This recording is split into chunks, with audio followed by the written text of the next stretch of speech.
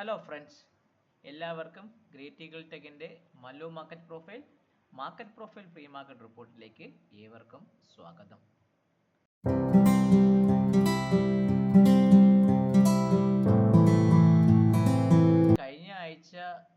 ഇന്നലെ കഴിഞ്ഞ വെള്ളിയാഴ്ചയോടുകൂടി നമ്മുടെ ഈ ഒരു സംഭവബഹുലമായ ഒരു വീക്ക് കഴിഞ്ഞു പോയായിരുന്നു. അപ്പോൾ നിങ്ങൾ നോക്കുമ്പോൾ അറിയാൻ പറ്റും, നിഫ്റ്റി വീക്ക് നോക്കുകയാണെങ്കിൽ കഴിഞ്ഞ ചൊവ്വാഴ്ച വന്ന് 22,900 ഭാഗത്തുനിന്ന് 800 ഭാഗത്തുനിന്ന് കയറിയ നിഫ്റ്റി 23,245 ആ ഭാഗം വരെ വന്നിട്ട് തിരിച്ച് ഏകദേശം പറഞ്ഞ ആ ലെവലൊക്കെ തന്നെയാണ് മാർക്കറ്റ് വന്ന് നിൽക്കുന്നത്.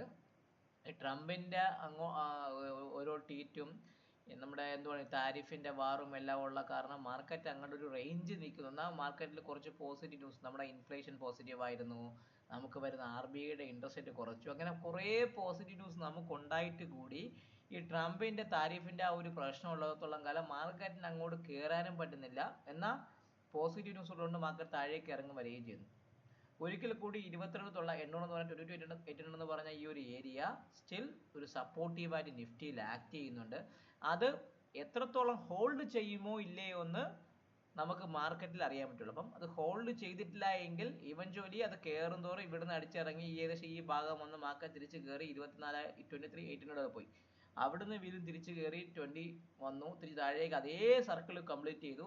അവിടുന്ന് തിരിച്ച് വീണ്ടും കുറച്ചേ പോയുള്ളൂ. അപ്പോൾ ഈ പ്രാവശ്യം ഓരോ പ്രാവശ്യം റീബൗണ്ട് ചെയ്യുമ്പോൾ നിങ്ങൾക്ക് അറിയിക്കില്ല, നമ്മളൊരു ബോൾ മണ്ടയിലേക്ക് ഇട്ട് കഴിഞ്ഞാൽ താഴെ വന്ന് പൊങ്ങിപ്പോകും, അടുത്ത താഴെ വന്ന് വീണ്ടും പൊങ്ങും. അപ്പം ഓരോ പൊങ്ങി കയറുന്നതിൻ്റെ ഒരു എന്താണ് ഡിസ്റ്റൻസ് വളരെയധികം കുറഞ്ഞ് ലാസ്റ്റ് ആയപ്പോൾ ബോൾ എന്ത് പറ്റും, ആ ഒരു ഏരിയയിൽ നിൽക്കും. അതേപോലെ ഓരോ പ്രാവശ്യവും കയറി ഇറങ്ങി ഇപ്പം വീണ്ടും തട്ടി തിരിച്ച് കയറുന്നു. അപ്പം ഈ ഒരു കയറ്റം എത്രത്തോളം പോകുമെന്ന് അനുസരിച്ചായിരിക്കും നമ്മുടെ മാർക്കറ്റിലെ റീബൗണ്ടിൻ്റെ ആ ഒരു സ്ട്രെങ്ത്തും. ഇല്ല മാർക്കറ്റ് ബ്രേക്ക് ഔട്ട് എന്ന് പറയുമ്പോൾ നമ്മൾ ആസ് എ ട്രേഡർ, ഒരു മാർക്കറ്റ് പ്രൊഫൈൽ ട്രേഡർ എന്ന് പറയുമ്പോൾ എന്നെ സംബന്ധിച്ച് ബ്രേക്ക് ഔട്ട് എന്ന് പറഞ്ഞാൽ റേഞ്ചിൽ നിന്ന് താഴോട്ടോ മുകളിലോട്ടോ പോകും, അല്ല ഡൗണോ അപ്പോ അല്ല ഞാൻ ഉദ്ദേശിക്കുന്നത്. ബ്രേക്ക് ഔട്ട് എന്ന് പറഞ്ഞാൽ നമ്മുടെ റേഞ്ചിനെ ബ്രേക്ക് ചെയ്ത് താഴോട്ടോ മുകളിലോട്ടോ പോവുകയാണെങ്കിൽ that's a break out for me. അപ്പം അതുകൊണ്ട് ഇത് നിഫ്റ്റി ബ്രേക്ക് ഔട്ട് തരുമോ എന്നൊക്കെ നമുക്ക് നോക്കാം. ചുരുക്കി പറഞ്ഞാൽ തിങ്കളാഴ്ച നിങ്ങൾക്ക് നോക്കുമ്പോൾ അറിയാൻ പറ്റും, അമേരിക്ക മാർക്കറ്റിൽ ഹോളിഡേ ആണ്. അന്ന് വാഷിങ്ടൺസ് ബർത്ത്ഡേ ആണ്, അതായത് ജോർജ് വാഷിങ്ടന്റെ ബർത്ത്ഡേ ആയതുകൊണ്ട് അമേരിക്കൻ മാർക്കറ്റൊക്കെ ഹോളിഡേ ആണ്. അന്ന് കാലത്ത് 5 മണിയായപ്പോൾ നമ്മുടെ ജപ്പാന്റെ കുറേ ഡേറ്റ ഉണ്ട് കേട്ടോ. GDP വരുന്നുണ്ട് ജപ്പാന്റെ. 10 മണിയായപ്പം ജപ്പാന്റെ ഇൻഡസ്ട്രിയൽ പ്രൊഡക്ഷൻ വരുന്നത്. അപ്പം കുറച്ച് ജപ്പാനാണെന്നുള്ള നമ്മുടെ കഴിഞ്ഞ പ്രാവശ്യം നവംബർ ആ സമയത്ത് ഒരു മാർക്കറ്റിനെ അടിച്ചിറക്കാനുള്ള ഇൻട്രസ്റ്റ് റേറ്റ് കട്ട് ചെയ്ത കാരണം ജപ്പാന്റെ ഇൻട്രസ്റ്റ് റേറ്റ് കൂട്ടി മാർക്കറ്റ് അടിച്ചിറങ്ങിയായിരുന്നു കുറച്ച് ആ സമയത്ത്. ആ ഒരു ജപ്പാന്റെ ആ ഒരു ട്രിഗർ വേണമെങ്കിൽ ഈ വരാൻ പോകുന്ന തിങ്കളാഴ്ച മാർക്കറ്റിൽ ബാധിക്കാം. പക്ഷേ എല്ലാത്തിലും ഉപരി ട്രംപിന്റെ ട്വീറ്റ് ആയിരിക്കും നമ്മുടെ മാർക്കറ്റിനെ ഏറ്റവും കൂടുതൽ കൊണ്ടുപോകുന്നത്. അപ്പോൾ ട്രംപാണ് ഇപ്പോൾ മാർക്കറ്റിനെ അങ്ങോട്ടും ഇങ്ങോട്ടും വലിച്ചു കൊണ്ട് പോയിക്കൊണ്ടിരിക്കുന്നത്. അപ്പോൾ ചുരുക്കി പറഞ്ഞാൽ നമ്മുടെ മാർക്കറ്റ് തിങ്കളാഴ്ച ഒരു വലിയ ന്യൂസ് ഒന്നും അമേരിക്കൻ മാർക്കറ്റിലില്ല. അന്ന് വൈകിട്ടാകുന്ന സമയത്ത് നമ്മുടെ FOMCയുടെ ബൗമാൻ FOMCയുടെ ഹാർക്കർ സ്പീക്ക് ചെയ്യുന്നുണ്ട്. അത് മാത്രമാണ് അമേരിക്കൻ മാർക്കറ്റിലെ ചെറിയൊരു ന്യൂസ്. പിന്നെ വൈകിട്ട് നമ്മുടെ ഇൻഡസ്ട്രിയൽ ട്രേഡ് ബാലൻസ് വരുന്നുണ്ട് കേട്ടോ. വൈകിട്ട് 6:30 മണിക്ക് നമ്മുടെ ട്രേഡ് ബാലൻസും ഇമ്പോർട്ട്സും എക്സ്പോർട്ടും വരുന്നത് കൊണ്ട് അതൊരു പിറ്റേന്ന് ചൊവ്വാഴ്ചത്തേക്ക് വേണമെങ്കിൽ ഒരു മൊമെന്റ് തരാനുള്ള ചാൻസ് കൂടുതലാണ്. ഇപ്പം നിങ്ങൾ ശ്രദ്ധിച്ചറിയാൻ പറ്റും, തിങ്കളാഴ്ചയും ചൊവ്വാഴ്ചയൊക്കെ മാർക്കറ്റ് നല്ല മൊമെന്റ് വന്നത്, പിന്നെ ശേഷം മാർക്കറ്റ് മൊമെന്റ് തരുന്നില്ല. അപ്പം ആ ഒരു പാറ്റേൺ ആണ് ഇപ്പം മാർക്കറ്റിൽ കണ്ടുകൊണ്ടിരുന്നത്. നമ്മൾ ആ പാറ്റേൺ പഠിച്ചു വരുമ്പോഴേക്കും മാർക്കറ്റ് എന്ത് ചെയ്യും, അതിൽ നിന്ന് മാറി പുതിയ പാറ്റേൺ തന്നുകൊണ്ടിരിക്കും. സോ കഴിഞ്ഞ ആഴ്ച നമ്മളെ റൂമിൽ നല്ല ട്രേഡിങ് നടന്ന ദിവസമായിരുന്നു. കഴിഞ്ഞ നമ്മുടെ വീക്കിലി ടാർഗറ്റൊക്കെ ഇവിടെ ട്രേഡ് ഫ്ലോർസിൽ ട്രേഡേഴ്സ് അച്ചീവ് ആയിട്ടുണ്ടായിരുന്നു. സോ നല്ലൊരു കിടിലൻ ദിവസമായിരുന്നു കഴിഞ്ഞ ഈ ഒരു വീക്ക് കടന്നു പോയത്. അപ്പം നമുക്ക് മാർക്കറ്റ് പ്രൊഫൈൽ പോലെയുള്ള പുതിയ ന്യൂസ് ലെവൽസ് ഒക്കെ നോക്കി നമുക്ക് ബാക്കിയുള്ള കാര്യങ്ങളിലേക്ക് നമുക്ക് കടക്കാം. സോ നിഫ്റ്റിയെ സംബന്ധിച്ച് ഞാൻ നോക്കുമ്പോൾ നിഫ്റ്റി കഴിഞ്ഞ ചൊവ്വാഴ്ചത്തെ നമ്മുടെ 10-ാം തീയതി തിങ്കളാഴ്ചയ്ക്ക് ശേഷം ചൊവ്വയും ബുധൻ വ്യാഴം വെള്ളി ഈ പറയുന്ന 4 ദിവസങ്ങളിൽ നിഫ്റ്റി ഒരു റേഞ്ചിൽ തന്നെ കിടന്ന് കളിക്കുകയായിരുന്നു. കൃത്യമായി പറയുകയാണെങ്കിൽ ബാങ്ക് നിഫ്റ്റിയെ സംബന്ധിച്ച് നോക്കുകയാണെങ്കിൽ 49,900-നും 48,700 ഇടയ്ക്കുള്ള ഒരു 1,200 പോയിന്റ് അകത്താണ് ബാങ്ക് നിഫ്റ്റി കിടന്ന് കളിക്കുന്നത്. കൃത്യമായിട്ട് പറയുകയാണെങ്കിൽ ബാങ്ക് നിഫ്റ്റി 49,137 എന്ന് പറഞ്ഞാൽ ഈ ഒരു ഭാഗം സ്പോട്ട് സപ്പോർട്ടീവായിട്ട് എടുക്കുന്നുണ്ട്. അപ്പോൾ എന്നെ സംബന്ധിച്ച് ആ ഒരു സപ്പോർട്ട് ഉള്ളിടത്തോളം കാലം ബാങ്ക് നിഫ്റ്റി വേണമെങ്കിൽ തിരിച്ച് ഈ 49,925 എന്ന് പറഞ്ഞാൽ ഈ POCയുടെ ഭാഗത്തേക്ക് റിട്ടസ്റ്റ് എടുത്താനുള്ള ചാൻസ് വളരെയധികം കൂടുതലാണ്. സോ ഈ 3 ദിവസം ഒരു റേഞ്ച് ബാലൻസ് കീപ്പ് ചെയ്തുകൊണ്ട് ഞാൻ ആ പ്രൊഫൈലിനെ ഒന്ന് മെർജ് ചെയ്തിട്ടുണ്ടായിരുന്നു. ആ മെർജ് ചെയ്തതിന് ശേഷം ഈ പ്രൊഫൈലിലെ ബാലൻസ് POC വരുന്നത് 49,312 ആണ്. അപ്പം നമുക്ക് ബാങ്ക് നിഫ്റ്റിയിൽ ആ 49,312 എന്ന് പറഞ്ഞാൽ ആ POCയുടെ ഭാഗം ഒന്ന് മരച്ച് വയ്ക്കുക. സോ ഈ ഒരു റേഞ്ച് ആയതുകൊണ്ട് ബാങ്ക് നിഫ്റ്റിയെ സംബന്ധിച്ച് നമ്മൾ നോക്കുമ്പോൾ 49,312 ആണ് ബാങ്ക് നിഫ്റ്റിയുടെ POC. ഞാനത് മാർക്ക് ചെയ്ത് വെച്ചു. 49,312 ആണ് ബാങ്ക് നിഫ്റ്റിയുടെ POC. അത് ഞാൻ മാർക്ക് ചെയ്ത് വെച്ചു, റേഞ്ച് POC. ഇനി നമുക്ക് നോക്കേണ്ടത് ബാങ്ക് നിഫ്റ്റിയെ സംബന്ധിച്ച് ബുള്ളിഷ് റെഫറൻസ് എവിടെയാണ് വരുന്നത് നോക്കാം. ബുള്ളിഷ് റെഫറൻസ് എന്ന് പറയുമ്പോൾ ബാങ്ക് നിഫ്റ്റിയെ സംബന്ധിച്ച് 49,467 എന്ന് 75 എന്ന് പറഞ്ഞ ഈ ഒരു ഭാഗം, ഈ ഒരു ഏരിയയ്ക്ക് മുകളിലാക്കി ബാങ്ക് നിഫ്റ്റിയിൽ ഞാൻ ഒരു ബുള്ളിഷ് റെഫറൻസ് കാണുന്നത്. 49,000 ബുള്ളിഷ് റെഫറൻസ് എന്ന് പറയുമ്പോൾ 49,475 ഭാഗത്തു നിന്നാണ് സ്പോട്ടിൽ ഞാനൊരു ബുള്ളിഷ് റെഫറൻസ് കാണുന്നത്. അപ്പോൾ അത് ഞാനൊന്ന് മാർക്ക് ചെയ്ത് വെച്ചു. ഇനി ബെയറിഷ് റെഫറൻസ് പറയുമ്പോൾ നിങ്ങളൊരു കാര്യം വ്യക്തമായിട്ട് ഓർത്തോളൂ. ആ ബാങ്ക് നിഫ്റ്റിയിൽ ഞാൻ ബെയറിഷ് എടുക്കുമ്പോൾ ഈ ഒരു ലോ 48,700 താഴെ മാത്രമേ ഞാനൊരു 48,700 താഴെ മാത്രമേ ഞാൻ ഒരു സെല്ലിനെ കുറിച്ച് ചിന്തിക്കുള്ളൂ. കേട്ടല്ലോ, 48,700 താഴെ മാത്രമേ ഞാൻ സ്പോട്ടിൽ ഒരു ഒരു സെല്ലിനെ കുറിച്ച് ചിന്തിക്കുന്നുള്ളൂ. അപ്പോൾ അതുകൊണ്ട് അത് പൊട്ടിയാൽ മാത്രം നമുക്ക് ഡിസിസീവ് ആയിട്ടുള്ള ഒരു മൊമെന്റം കിട്ടാനുള്ള ചാൻസ് കൂടുതലാണ്. ഇല്ല എങ്കിൽ മാർക്കറ്റ് ഇൻ ബിറ്റ്വീൻ ഈ POCക്കും ഈ ഒരു ബെയറിഷ് റെഫറൻസ് അല്ലെങ്കിൽ ഈ ഒരു റെഫറൻസിന്റെ ഇടയ്ക്ക് തന്നെ കിടന്ന് കളിക്കാനുള്ള ചാൻസ് ആയിരിക്കും നിഫ്റ്റിക്കും ബാങ്ക് നിഫ്റ്റിക്കും കൂടുതൽ കാണുന്നത്. നമുക്ക് നോക്കേണ്ടത് മോൾസൽ 49,475 പൊട്ടുകയാണെങ്കിൽ മോളിലോട്ട് എങ്ങോട്ട് പോകും? ഫസ്റ്റ് ടാർഗറ്റ് എന്ന് പറയുന്നത് ഫസ്റ്റ് വരുന്നത് ഏതാണെന്ന് വെച്ചാൽ 49,697 49,700 ഭാഗത്തേക്ക് പോവാം. ഫസ്റ്റ് ചാൻസ് 49,601 എന്ന് പറയുമ്പോൾ 49,700 ആണ് ബാങ്ക് നിഫ്റ്റിയുടെ സ്പോട്ടിൽ. 61 ഞാനത് മാർക്ക് ചെയ്ത് വെച്ചു, 49,700. ഇനി നമുക്ക് നോക്കേണ്ടത് R2 എന്ന് പറയുമ്പോൾ ഈ POC ആയ 49,925 49,925 ഭാഗത്തേക്ക് പോവാം. 49,925 ഭാഗത്തേക്ക് ബാങ്ക് നിഫ്റ്റിക്ക് പോവാം. ഇതാണ് നമ്മളെ സംബന്ധിച്ചുള്ള R2. ഇപ്പൊ രണ്ടെണ്ണം മാർക്ക് ചെയ്തല്ലോ, R1 മാർക്ക് ചെയ്തു, R2 മാർക്ക് ചെയ്തു. അതിന് മുകളിൽ ബാങ്ക് നിഫ്റ്റി പോവുകയാണെങ്കിൽ ബാങ്ക് നിഫ്റ്റിക്ക് 50,250 എന്ന് പറഞ്ഞാൽ ഈ POCയുടെ ഭാഗത്തേക്കും പോകും. സോ R3 ഞാനൊന്ന് മാർക്ക് ചെയ്ത് വെച്ചിട്ടുണ്ട്. R3 എന്ന് പറയുമ്പോൾ 50 to 50യുടെ ഭാഗത്തേക്ക് പോകാനുള്ള ചാൻസ് കൂടുതലാണ്. അപ്പം ഇതാണ് നമ്മളെ സംബന്ധിച്ചുള്ള അപ്പറിലുള്ള ഒരു ബാങ്ക് നിഫ്റ്റിയുടെ ഒരു ക്രൈറ്റീരിയ. ക്ലിയർ ആവുന്നുണ്ടല്ലോ നിങ്ങൾ? അത് ഞാൻ മാർക്ക് ചെയ്ത് വെച്ചു. ഇനി നമുക്ക് താഴേക്ക് 48,700 പൊട്ടുകയാണെങ്കിൽ എവിടെ പോവാം? ഫസ്റ്റ് ടാർഗറ്റ് എന്ന നിലയിൽ 48,432 എന്നാണ് ഈ POC. അതാണ് ഈ ഒരു ഏരിയ, ഒരു ലോവർ ലെവലാണ്. 48,432 എന്ന് പറഞ്ഞ ഈ ഒരു S1ന്റെ ഭാഗത്തേക്ക് വരാനുള്ള ചാൻസ് കൂടുതലാണ്. സ്പോട്ട് ആ ഭാഗത്തേക്ക് വരാം.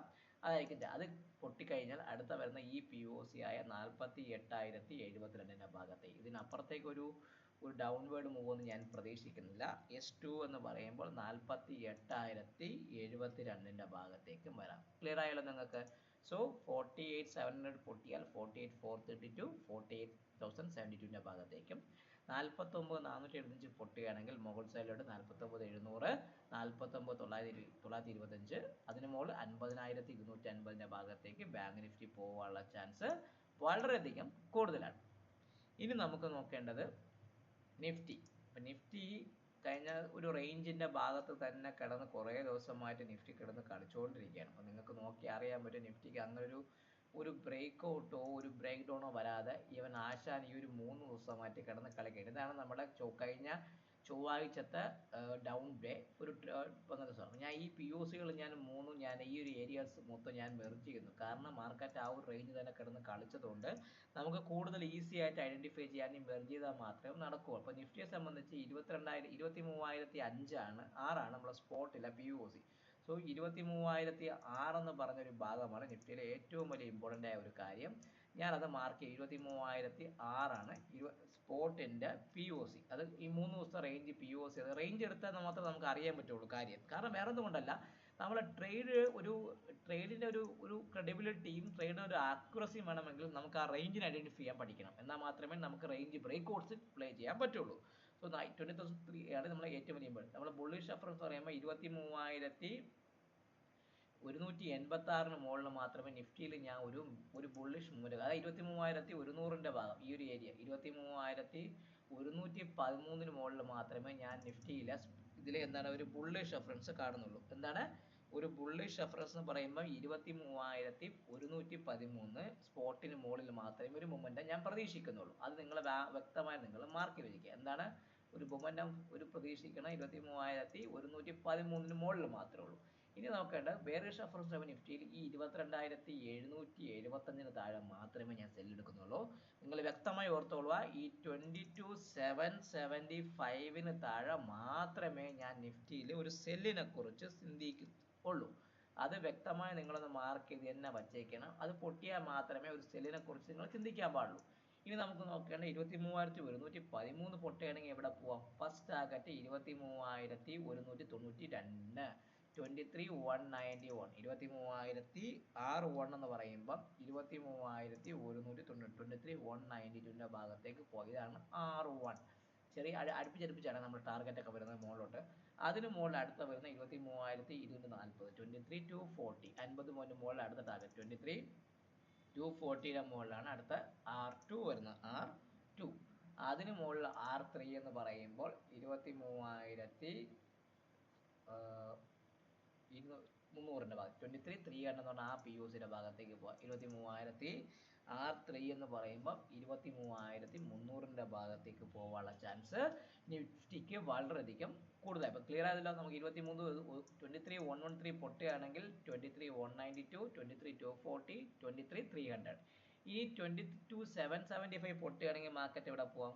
ഫസ്റ്റ് ടാർഗറ്റ് എന്ന നിലയിൽ നമ്മളെ പഴയ ഒരു സപ്പോർട്ട് സോൺ ഒക്കെ ഉണ്ട്. അപ്പോൾ നിങ്ങൾ വ്യക്തമായിട്ട് മാർക്ക് ചെയ്യുക. ഈ ഫസ്റ്റ് ടാർഗറ്റ് എന്ന് പറയുമ്പോൾ നമുക്ക് കുറച്ച് ഇമ്പോർട്ടൻ്റ് ആയ ഒരു കാര്യങ്ങളുണ്ട്. അപ്പോൾ ആ ഒരു കാര്യത്തിന്റെ ഭാഗത്ത് നിന്ന് മാത്രമേ മാർക്കറ്റ് താഴേക്ക് വരാനുള്ള ചാൻസ് കാണുന്നുള്ളൂ. അപ്പോൾ നമ്മൾ വ്യക്തമായിട്ട് എന്താണ്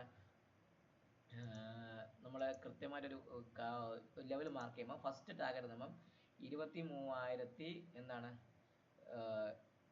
22,638 ഇതാണ് ഫസ്റ്റ് സപ്പോർട്ട്. 22,627 എന്ന് പറഞ്ഞാൽ ആ 22,638 ഭാഗത്തേക്കായിരിക്കും S1 എന്ന് പറഞ്ഞ ഒരു സപ്പോർട്ട് വരുന്നത്. അത് ഞാൻ വ്യക്തമായിട്ടൊന്ന് മാർക്ക് ചെയ്ത് വെച്ചു. ഇനി നമുക്ക് നോക്കേണ്ടത് S2 എന്ന് പറയുമ്പോൾ അടുത്ത വരുന്നത് നേരെ അത് പൊട്ടിയാൽ വേറെ സപ്പോർട്ടൊന്നും ആക്ച്വലി ഇല്ല.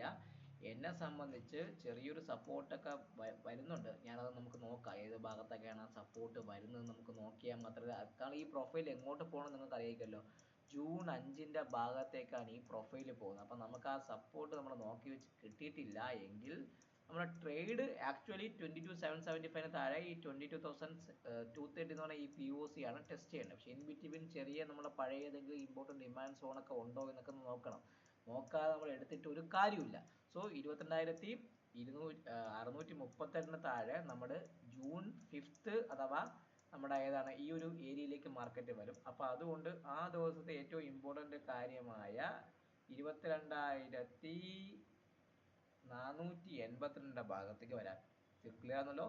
22,400 അവിടെ ഒരു ബൈയിങ് സോൺ ആയിരുന്നു. 22,000 S2 എന്ന് പറയുമ്പോൾ 22,482 ഭാഗത്തേക്ക് വരാനുള്ള ചാൻസ് കൂടുതലാണ്. ചുരുക്കി പറഞ്ഞാൽ 22,775 പൊട്ടി സസ്റ്റെയിൻ ചെയ്യുമെങ്കിൽ മാർക്കറ്റ് നല്ല രീതിയിൽ അടിക്കാനുള്ള ചാൻസ് ആണ് കാണുന്നത്. അതുകൊണ്ട് നമ്മളെ ഹെഡ്ജ് പോർട്ട്ഫോളിയോ നിങ്ങൾക്ക് എന്തെങ്കിലും ഉണ്ടെങ്കിലൊക്കെ 22,775 പൊട്ടി മാർക്കറ്റ് ക്ലോസ് ചെയ്യണമെങ്കിൽ നിങ്ങൾ പുട്ടെടുത്ത് നിങ്ങളെ പോർട്ട്ഫോളിയോ ഹെഡ്ജ് ചെയ്യാൻ ശ്രമിക്കുക. അത് നിങ്ങളുടെ ഒരു പോർട്ട്ഫോളിയോയ്ക്കും ഒരു ഒരു പോസിറ്റീവ് തരാനുള്ള ചാൻസ് വളരെയധികം കൂടുതലാണ്. അപ്പോൾ നിങ്ങൾക്ക് അറിയാമായിരിക്കും, ഇപ്പോൾ നമുക്കൊരു ട്രേഡിംഗ് ലൈവായിട്ട് ട്രേഡ് ചെയ്യുന്നൊരു ട്രേഡ് ഫ്ലോർ ഉണ്ട് ട്രിവാൻഡ്രത്ത്. ഇവിടെ തിരുവനന്തപുരത്ത് നിങ്ങളാണെങ്കിൽ നിങ്ങൾക്ക് ഇവിടെ വന്നിട്ട് നമ്മളെ കൂടെ ഇരുന്ന് കുറേ ട്രേഡേഴ്സുകളുണ്ട്. ഇവിടെ കൂടെ നമുക്ക് ട്രേഡ് ചെയ്യാം. നമുക്ക് എന്താണ് ഒരു ഇമോഷൻസിനെ ക്യാച്ച് ചെയ്ത് മാർക്കറ്റിലെ പ്ലേയേഴ്സ് ഒക്കെ ചെയ്ത് നമുക്കൊരു ട്രേഡിങ്ങിനെ ഒരു ടെൻഷൻ ഫ്രീ ഒരു ഹബ്ബാക്കി മാറ്റാൻ നമുക്ക് മാറ്റുന്നുണ്ട്. നമുക്ക് നിങ്ങളോട് നിങ്ങൾ ആ ടെൻഷൻ ഫ്രീ നിങ്ങൾക്ക് മാറ്റാൻ പറ്റും. നിങ്ങൾ ഒറ്റയ്ക്ക് ഇരുന്ന് ട്രേഡ് ചെയ്യുന്നതിൻ്റെ ആ ഒരു ഇഷ്യൂവും റിസ്ക് ഒക്കെ നിങ്ങൾക്ക് ഒഴിവാക്കാൻ പറ്റും. സോ എല്ലാവർക്കും ഒരിക്കൽ കൂടി നന്ദി. വീഡിയോ കാണുക, ചാനൽ ലൈക്ക് ചെയ്യുക, കമൻറ്റ് ചെയ്യുക, സബ്സ്ക്രൈബ് ചെയ്യുക, ലൈക്ക് ചെയ്യുക വീഡിയോ. നിങ്ങളുടെ ട്രേഡിംഗ് ഫ്രണ്ട്സിനും എല്ലാവർക്കും വീഡിയോ ഷെയർ ചെയ്ത് കൊടുക്കുക. സോ എല്ലാവർക്കും ഒരിക്കൽ കൂടി നന്ദി. Take care, bye bye, and happy weekend to all of you.